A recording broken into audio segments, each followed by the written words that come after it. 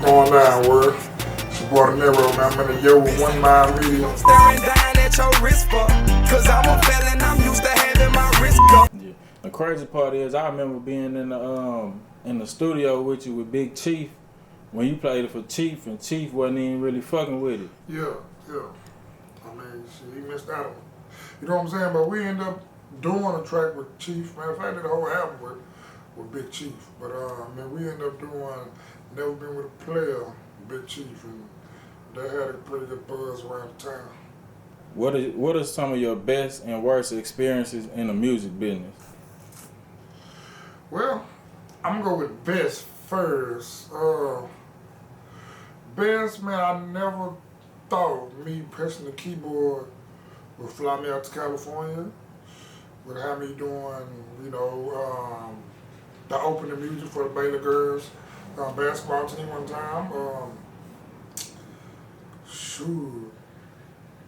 Had me in the same room with millionaires and some of my favorite rappers. Even talking to some of my favorite rappers, just never thought.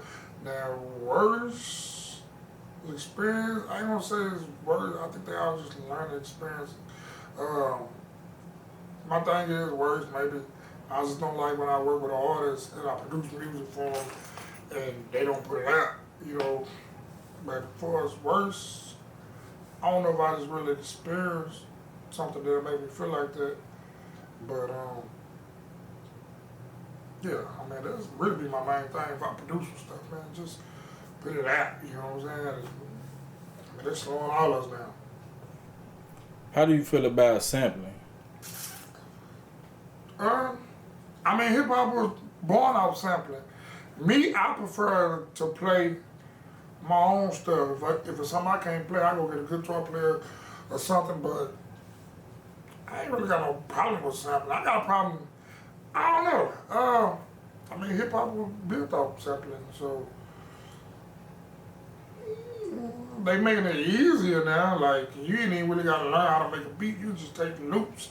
Now, you wanna consider that sampling, but now you ain't really gotta put no effort. You can just download loops and find the BPM time and put some drums, a loop, melody loop, and there you go, you got a beat. So I don't know if that's evolving or it's being lazy. Okay, now what do you feel about the older artists like wanting a majority of the song royalties or percentage when another artist approaches them about trying to clear the sample? That's a good question. I mean, if I'm using a sample, I mean, you deserve some royalties, but I don't think you deserve 80% of it. And sometimes they be wanting to hold 90%. I mean, I'm making the song back relevant again, you know what I'm saying? And I believe music is meant to be recreated. I mean, me personally, I don't even understand the artists who don't even want their music to be touched or sampled, you know what I'm saying? At the end of the day, the goal is to keep the music going and make money off of it. So I don't know. I mean, with the 80% or 90%, I mean, maybe at least half. But damn, 80%? No, I agree with you, because it's like when somebody sampling your music, they kind of like paying homage. Yeah. And it's keeping your name alive. Now, one thing I will say, if you done sample somebody's music and didn't do proper business and end up getting sued, then, I want all that. Because, you know what I'm saying, you didn't have the business right. Now, yeah, I can understand that. You know what I'm talking about? Okay, now what do you feel about the situation that happened with Pharrell and Robin Thicke with the blurred lines? I don't know. But we ain't heard Robin Thicke ever since. Shit. Now, there was some similarities.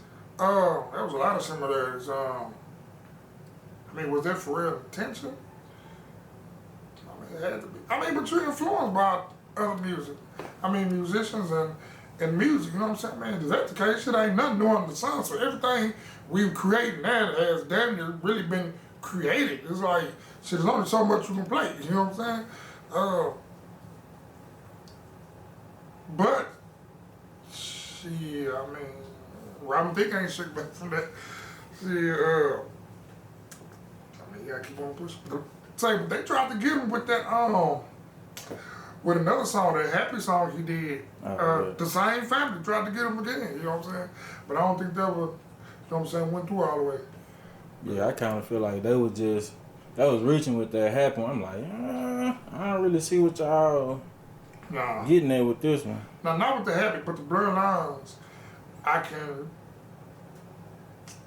mean, they had but it wasn't even the same keys, though. They was going off the feel of the songs. Yeah. Like that, you know what I'm saying? Like, and I don't really be getting it. Sometimes they be like, you know, you can use this, but if you change this, I don't know. It's all confusing to me. Okay. Now we in 2020 now. How you set some goals for 2020? 2020, man, I want to work with a couple artists. Man, I really want to push somebody, get somebody a buzz. I want to try to get somebody a deal, help get somebody a deal. I'm working with a female artist right now, Shay Glizzy. So right now my focus on her, and maybe find me one or two more artists. And she really, man, just try to take out with it. Just try to make my own avenue. And really just get these artists out here, because a lot of them need help. You know what I'm saying? I can provide some help. Now with you producing for 15 years and being in the game for a minute, is there any advice you want to give upcoming artists? Yes. And I was just having this conversation last night. You mean artist or producer? Or just both? Anybody? Really, I'm gonna speak for both. If this is a dream and what you want to do for, you know what I'm saying, make a career, you gotta match, you gotta push. There ain't no days off. I mean, it's 15 years later and we still talking about me doing music and still having a buzz, you know, trying to sit there and wake up Texas, because I ain't never stopped. Literally, I ain't never stopped. Like, I ain't never stopped. Like, man, I would never got flown out to California or anything, you know what I'm saying, good, if I stopped, you know what I'm saying? But my advice is, you know, shit, you gotta keep mad, you gotta keep pushing. But I will also say, don't put all your eggs in this one basket, you know what I'm saying? Because I kind of made that mistake, you know what I'm saying? Growing up doing music, putting my eggs in this basket. So, you know, so it'll be a life, you know what I'm saying? Life experience, so you gotta, you know what I'm saying? You gotta switch your eggs up. You can't put all your eggs in this basket. But if you're gonna go hard in music, you gotta go hard, you know what I'm saying? You can't, so you wanna be a rapper one day, so you gotta put money in your business, you gotta put money in to your raps, you know? Yeah, you definitely gotta invest in yourself. Now, how do you feel about artists recording songs and never dropping them? Shit, doing it for their partners? What's the point? What's the point? What's the point of recording music and never dropping? Like, I be hearing niggas talking about, shit, I'm gonna drop it next year. I mean, why you gonna drop it next year? It's YouTube beats. Ain't shit real, you know what I'm saying? If you trying, that's what I'm saying, if you trying to make this a career, you gotta go hard and invest. And the way we live in now with the time, with YouTube, man, shit moving too fast for me to be waiting. Man, then you gonna get passed up. So many niggas done got passed up doing what we do. Dude, shit. I mean, holding songs for us. Shit, Moneybag dropping 2 or 3 mixtapes a year. Shit, these niggas rich. I mean, they can find the time to do it. And these niggas broke and can't find the time to do it. So I don't know. You know what I'm saying? I gotta get your priorities right. Okay, so as an artist and not an artist, but as a producer and a recording engineer, how do you feel about artists getting beats off YouTube? I mean, at first it's cool.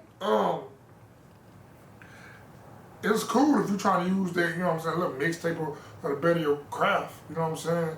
But damn, I'm be doing that shit 3 or 4 years, you know what I'm saying? I mean, you can't expect, I mean, first of all, that's only cool for so long.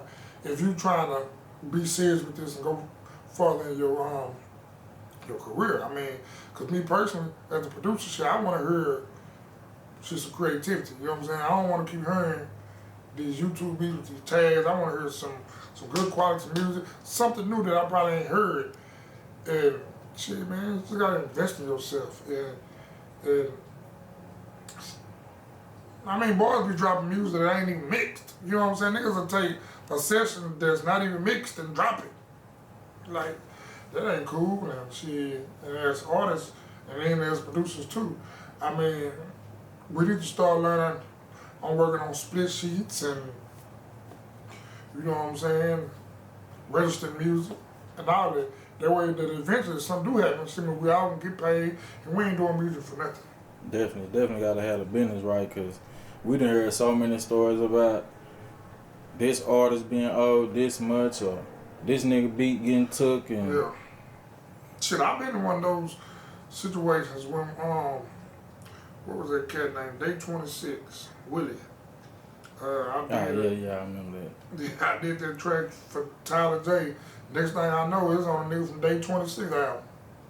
And we researched the producer who he got it from, claiming he made the beat, and he was a platinum songwriter producer. But the song didn't do nothing, but if it did, just know a nigga will be suing the shit out the niggas. Okay, anything else you wanna add? Nah, I mean, shit, that's pretty much, I don't think I can just say, you know, as far as when it comes to music, if you're gonna do it, man, you gotta do it, you gotta live it. You gotta live it, you gotta breathe it, you know what I'm saying? If you work, got a job or whatever, that's cool, you know what I'm saying? But you at least gotta put 2 or 3 hours a day in your music, you know what I'm saying? Or something, you know what I'm saying, to keep what you got going. And always believe in yourself and try to stay original. No, I feel like if you gonna, like you said, if you gonna do something, you gotta really do it. You can't be part-time with it, cause them the kind of results you gonna get. Yeah. Like I heard somebody say, man, it was yesterday, I mean, you put 10,000 hours in your craft to be able to do what you love in 10 minutes. You know what I'm saying? Yeah. So, see, if I can make a fire beat in 10 minutes, it's because I put 10,000 hours in learning how to do this shit. You know what I'm saying? So, yeah, you know, you gotta work on your craft, man. Get where you need to get. Where can people check you out at? I mean, you can find me on Instagram at Denero Beats. You can find me on Facebook, Super Producer Denero.